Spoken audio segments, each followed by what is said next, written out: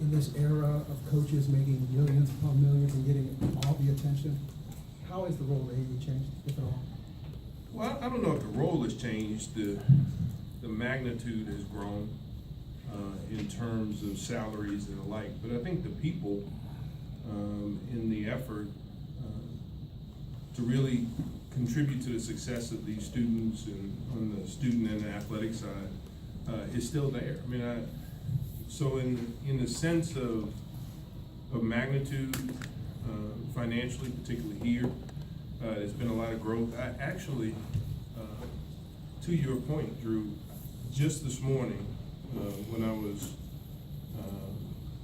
in a meeting, Coach Berenson brought in an article from back in 1984 with the salaries of the coaches back then.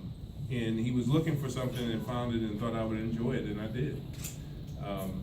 At that time, Bo Schembechler was making more than Don Campbell.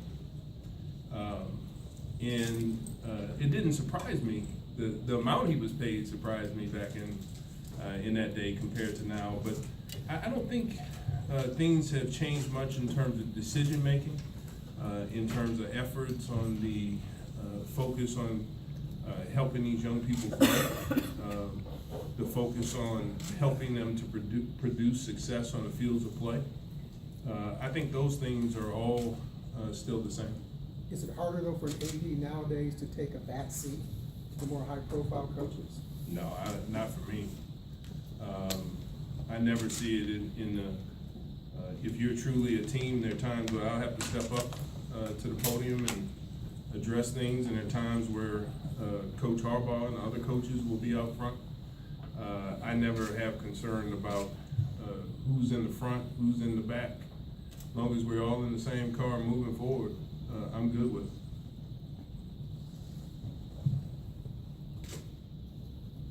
Thank you, everybody. Appreciate it.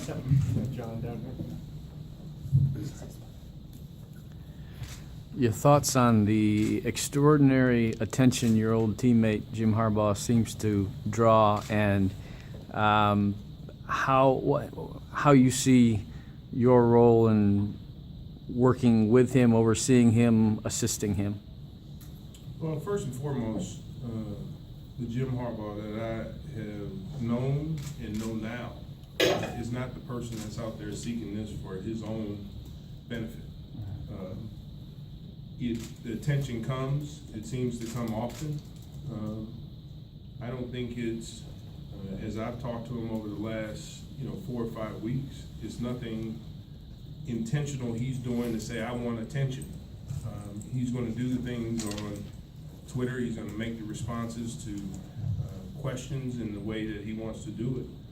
But there's nothing that he's doing to try to bring attention to him. I think he's doing what's in the best interest of the team. He's going to defend Michigan and Michigan football. And that if that creates some attention, if the things that he does to make this football team better creates the attention, and that comes with it, then he realizes that that's just what's going to happen. But he's doing it because everything that we've talked about that he's done, he's doing because he thinks it's in the best interest of Michigan football. And for that, for me, I don't mind him getting the attention that he gets. Warde, there's been a lot written about the transgressions, for example, in Syracuse and North Carolina in the Final Four, and you've got a basketball program that's run by a guy that most people think is clean. What's the balance there? Obviously, you want to win at the highest level, but you don't want to go into those gray areas. How do you kind of walk that line? You do, and you focus on doing the right things on a daily basis. And I'm not going to sit in judgment of any institution. They have people there that are trying to make sure that things are done the right way. And sometimes it happens that you don't. You deal with the penalties, you deal with the things that have to come out, and you move forward to get better. What we do is going to try to work at it on a daily basis to emphasize the things that are important. I tell people here all the time, we're here to focus on the academic success of our students. We're here to focus on developing them to win championships and compete for championships. We're here to develop them as young people and win and do all that within the rules. And lastly, we're gonna have fun doing it. And so I'm not going to comment or sit in judgment of other institutions because I know many of my colleagues across the country are trying to do those same things. And where there are issues, you deal with them. You deal with them quickly and effectively and you move forward so that they don't happen again.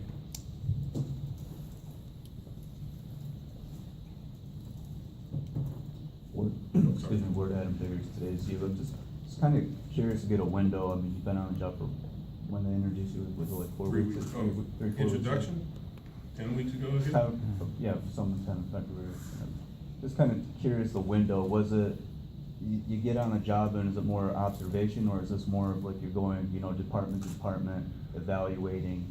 Just kind of trying to see where you're at as far as Trying to see what I've been doing for the last 3 weeks. Well, yeah, is it more observation and kind of just looking at what you have, or is it you're getting down to business quickly and you know, the checks and balances of each department?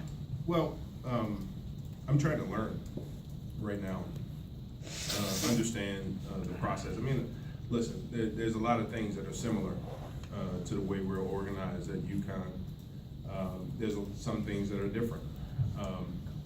And so I'm trying to learn and get the thoughts from people throughout the department. Meeting people, just going around saying hello. I like to get out of my office. It's been hard the last 3 weeks. My little Fitbit has not been moving much.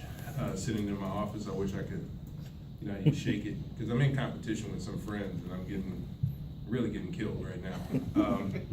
But I just want to get to know what this place is. I know the essence of the place. I know about 1/3 of the staff well from when I was here for 9 years, but I don't know everybody. I don't walk in making assumptions that because I did it at UConn this way, I'm gonna do it that way here. I need to understand how things have been structured, restructured, how differences may make sense here at Michigan now. And so that's what I'm trying to do and really trying to understand if there are any changes needed, and if so, how would I restructure, you know, in the future. But right now, I would have to make some decisions. That's what you do. But for the most part, it's really, I don't want y'all to think I'm just sitting there listening to everybody either complain or, you know, pump up the things that they do. I'm trying to really understand and get to the heart of what people do and how we're organized in this first 3 weeks. You feel like coming here, does it change the way that, I know it's 2 different schools, but does it change the way that you look at your job as far as, okay, I did these things at UConn, that worked well, maybe I can do those here, maybe I can't? No, the essence of my job are the essence of the 5 things I just spoke about. You know, from focus on academics to having fun doing it and everything in between. So the job of being an AD is not changed. The people change, the issues may change, the magnitude changes. But, you know, and I'm not gonna change. I mean, my goal is to come in here and be who I am, and I love meeting people and interacting, making decisions, watching students grow as young people, cheering them on to win and drive success, supporting our coaches and to have them be successful. So nothing that I do is going to be different in that sense, but there are going to be differences from being at Michigan versus being at UConn or Buffalo or when I was here 11.5 years ago. Oh, the Nick. Warde, Nick Baumgartner, fellow Fitbit slacker here. Yeah. I'm not gonna show you. Yeah, please, don't ask me either. I know that the NCAA is gonna vote, I think they're voting on the satellite camps this month. Have you had time to sort of like sink your teeth into, you know, what those are, your thoughts on them? I know Jim did a ton last year, they're planning on doing them again. Do you have any? I'm supportive of it. You know, I'm supportive of satellite camps and having the opportunity for coaches to go around the country and get a chance to help young people be better, in this case at football, and grow in their skill development. It gives us the opportunity to meet It's not restricted to only schools up north can go down to the south. I mean, listen, it's something that I don't see what the problem is in having our coaches being able to go to different parts of the country and participate in camps that help these young people grow and give us opportunity and gives them an opportunity to connect with more coaches across the country and to develop their skills and display their skills at the same time. So I'm supportive of it. Brad? What's Red Barrington's future with this school, with the team, with the hockey team? And do you have a timetable with a decision that you want from him, or maybe anything you've said to him that you'd be willing to share with us? You know, I said to him what I said before. I want him to stay. If he wants to stay, I think I was proud of the team and what they had done this year. And we've had discussions, and I've shared my thoughts. He shared his thoughts. So hopefully, here in the future, I'm not going to put a time limit on it. A decision will be announced about what he wants to do. But listen, you know, having been a hockey administrator years ago here, I learned a lot from Red. Red has done a lot. This team has been, over time, a consistently competitive national championship team. But, you know, we don't, you know, Red means a lot to this department. He means a lot to me personally. He's in great shape.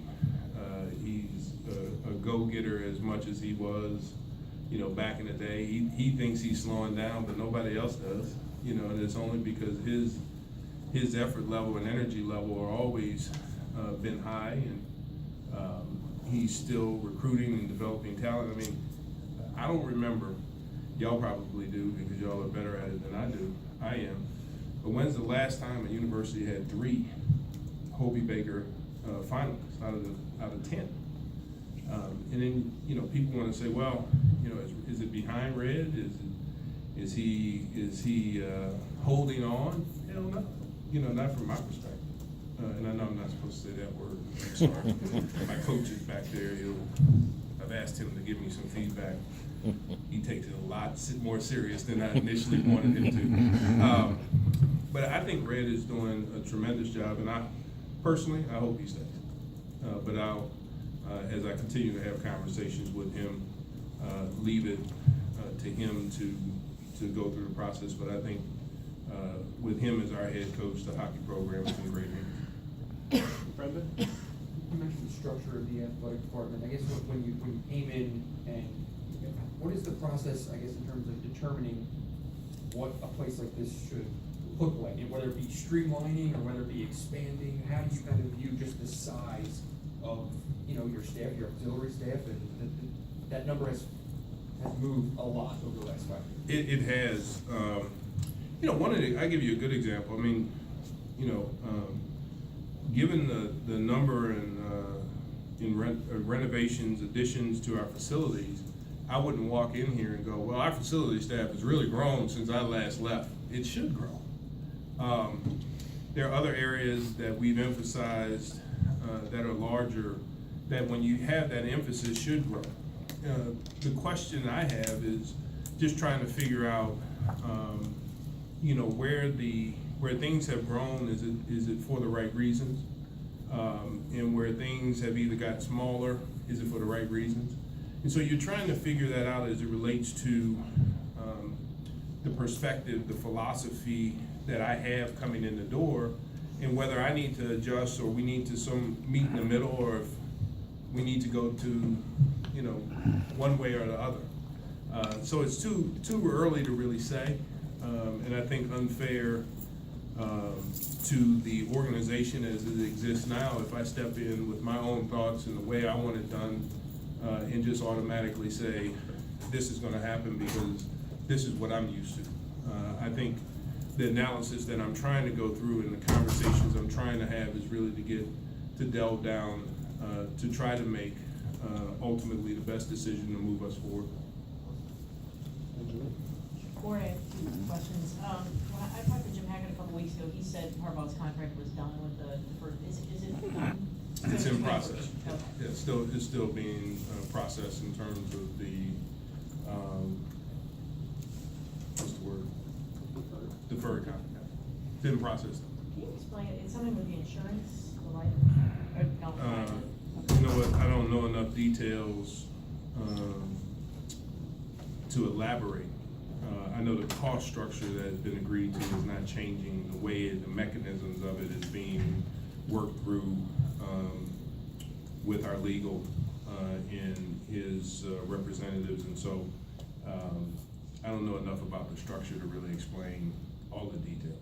And can I ask you about, you know how the NCAA works, I think, sort of. I do. don't think anybody has a good handle on it, but, if they do vote against the satellite camps, do they pull the plug right away, or is that something that's a year down the road, or how does that work? It all depends on, I don't remember the legislation, I'm not sure if it's effective immediately.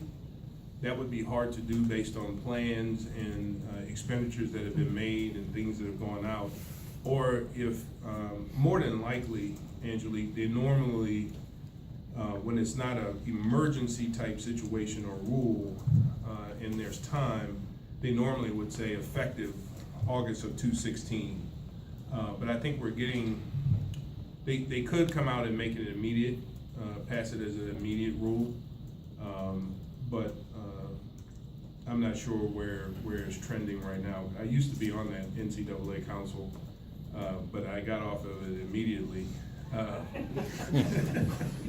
So I don't remember the rule, and I haven't looked at it, so. Yes. Warde, what do you feel about the change where Notre Dame is now coming to the Big Ten in hockey? I know that you talked about, you were excited about trying to get the football revenue. What do you think, what it means in 2017, 2018, that Michigan now plays Notre Dame in hockey? I think it's a great addition. I think 6 was too few. I'm not sure 7 is the right number, but 7 is better. You know, I think in the last, if I'm not mistaken, in the last 2 years, only one team from the Big Ten hockey group has gone to the NCAAs. And I think what you're looking at is increasing the competition within the conference, so you can strengthen the conference in order to really elevate it nationally. Now, it just so happens that, you know, at times, the institutions in the league in the last couple of years have been down. And that, I don't expect that to continue as a trend, but I think Notre Dame addition is a positive addition for our hockey league. Where you brought up 5 years ago and how much the staff has changed and how much everything has changed. The last guy that had your seat permanently left with, got a bit of negative attention, I think it's fair to say, and people were kind of upset around here about it. Just curious about what you think of the current state of the athletic department, if it needs an overhaul or things to be tweaked or things to be changed to have doing things the right way and move in the right direction. Look, I walk in here and I assume, and I know we have great coaches and great staff and great people who are really working hard to make Michigan athletics and the University of Michigan and all our fans and everybody proud. I don't know enough, having stepped in with that assumption, to say that, you know, people are right or wrong for the place, or the way we do things is right or wrong. I'm trying to get in to really understand it, as I said earlier, to try to make the best decisions that I feel need to be done to move us forward. And I think, regardless of what has happened in the past, I know that the people who sat in the seat, every one of them, worked hard to try to make the best decisions to move this place forward, regardless of how it may have worked out for them.